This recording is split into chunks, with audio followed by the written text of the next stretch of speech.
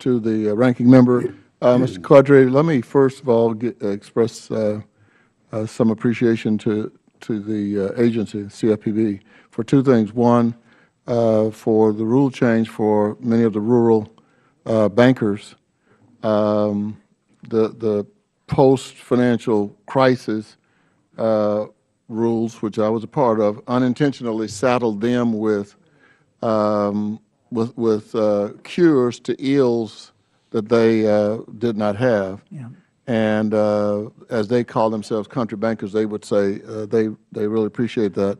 The other is the Ask CFPB, this interactive online portal, which I think, I don't know whose idea it was, but it was great. The people in my district think it was mine.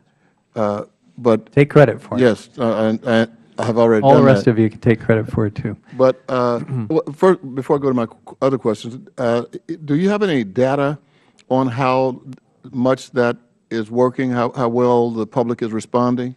I know that we're getting a significant number of page views on those tools now, and I believe we had it's in the millions of page views that we now get for these tools, which is encouraging because they're only useful if they're used, right?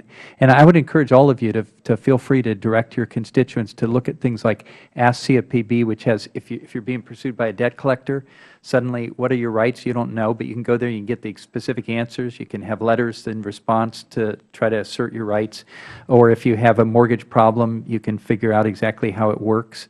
I mean, that's what these tools are for, and I hope people will use them.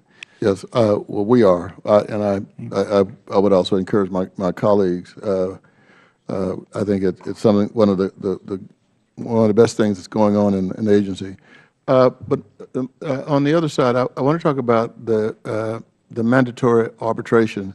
Now, I'm assuming that that the agency will issue some rules, rules with regard to the mandatory arbitration.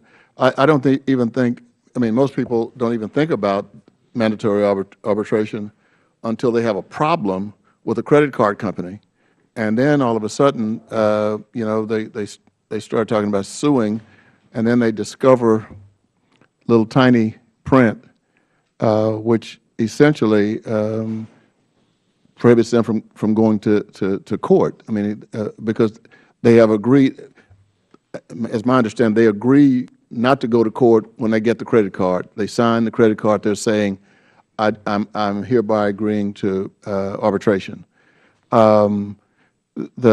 Is there, I mean, I'm sure the credit card companies are pushing back on that.